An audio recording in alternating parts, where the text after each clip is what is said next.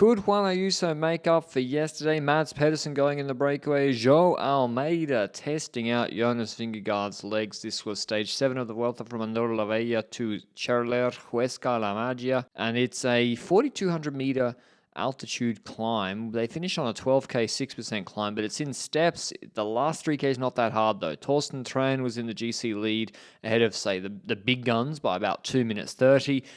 In the breakaway formation, the first 10Ks is false flat downhill on a big highway. So people are gunners joking with everybody that no one wants to jump. You just waste your legs there. They turn right and go up the Porto Canto. Juan Ayuso, he attacks from the gun. First, he goes to the group with Tejada, 3 Movistar lads. Visma start to close that down with Ben Tullett. Jay Vine had snuck into that group as well. And then Ayuso counterattacks from it. He goes solo with 22.6 Ks to go on that climb and does the entire climb for 1 hour on his own. Meanwhile, Giulio Pellizzari, the young Italian in the white jersey, he attacks trying to go into the breakaway. Torsten Tran marks him personally. And then, of course, maybe Ciccone follows, Visma follow, and so that goes nowhere. But Pellizzari tried a couple of times. In Bora, they got 2 cards. They have Pellizzari and Hindley very close on GC. They're the only team to have 2 riders so close, apart from Visma with Jorgensen and Vingegaard. So break formation was a big fight. The first 10Ks of this climb was a big fight where it was steep.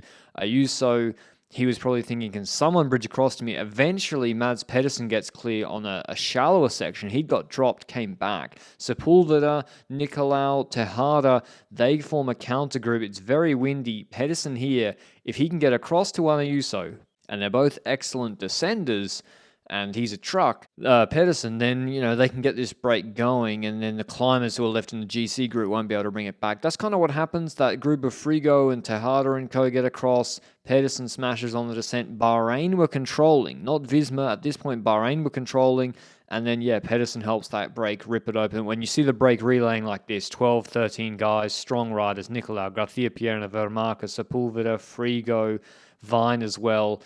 Yeah, it's just a matter of controlling it. You're not going to bring it back. So Jack Haig was on the front doing that work for Bahrain. They were defending the jersey against Raul Garcia-Pierna. He was on about 4 minutes 50 in the breakaway, so he was the man they were trying to control. For UAE, they had Jay Vine, and he's probably going to go for KOM points. And then Ayuso was hungry probably for the stage win. That's why he was so keen to get into the breakaway. So the race fell into a bit of a holding pattern. There was 2 KOM sprints on top of the category 2s before the final climb, and Vine nearly got jumped for the first one, came back and took the maximum of 5 points. And then there was Sean Quinn as well in the breakaway. I was surprised no one tried to anticipate. The problem for them was, Vine and Ayuso are the 2 strongest in the group on the strongest team. And so if you anticipate, one of them is going to bring you back. Secondly, Vine almost does that, and then it was going away. Pedersen, though, he wants the intermediate sprint points, 20 points available before the final climb. He can get a 20-point delta on Philipsen and Vernon, and so he was going to always pace. That's his finish line, the bottom of the climb with 12Ks to go. So anticipations weren't really possible. Pedersen takes those points uncontested, and then the breakaway with a gap of 3 minute 40 on this sort of climb with Ayuso and Vine being so strong. They were always going to, the breakaway was going to win the stage. And the question was who? Visma Lease bike had 6. They used Campenaerts to position Vingegaard into the bottom of that climb and then started to set at the same pace as the breakaway. Vine was sacrificed. He did a hard pace, set up the Ayuso attack when it got steep. Frigo went with him initially and even started to relay with him.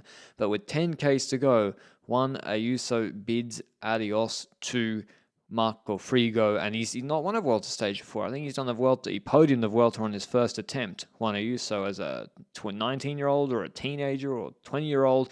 Tullett starts to pace for Visma at the same pace as Ayuso on 3 minutes, and then Almeida gives the word to Soler to try something on this climb. Soler starts pacing. That's Landa dropping. His teammate Lecerf actually survives in the group, and Almeida does give it a go, but you can see the high speeds. When you're in the wheel, the draft is huge, and Vingegaard and Ciccone were firmly in the wheel of Almeida. Bernal and Kuss come back, then Almeida tries another dig, he's looking back, and so Vingegaard does have a teammate just behind. Almeida gives him the elbow flick.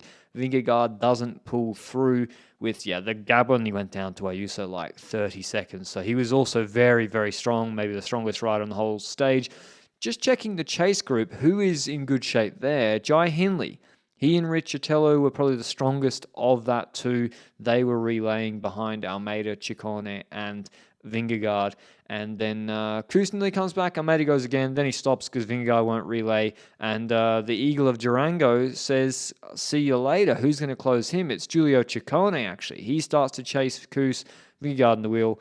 One, Eustace probably hearing a lot of stuff on the radio at this moment and thinking, oh, is the GC group coming up to me? Is they about to catch me? He looks behind. He was asking the motorbike what for the time gaps pretty nervously. But fortunately for him, the GC group, they never were going to win the stage. They were too far behind. But Kuss locks it down. No one else really does anything. Torsten Trine comes back, and he was able to defend his red jersey without losing a second to the main GC riders. Just Ayuso took some time back, and Garcia Piana. Jorgensen sets a pace. Ayuso, though, after losing 7 and a bit minutes yesterday to the GC group, puts his fingers in his ears saying, I can't hear you, I can't hear the haters, all the noise. Soler attacks, he takes 5 seconds on the GC group, led in by Pidcock. So nothing really happened on GC in the end. Ayuso wins the stage ahead of Frigo, Garcia Piana, then Tejada Quinn for Marcus Sepulveda, Roland, Soler, and Pidcock. I would run the Juan Ayuso interview now, but the announcer spoke over the entirety of the interview, which is quite annoying. But Torsten Trine for Bahrain, they were rewarded for their work during all the stage. He keeps the red jersey with 2:33 over Vingegaard. He maintains 8 seconds over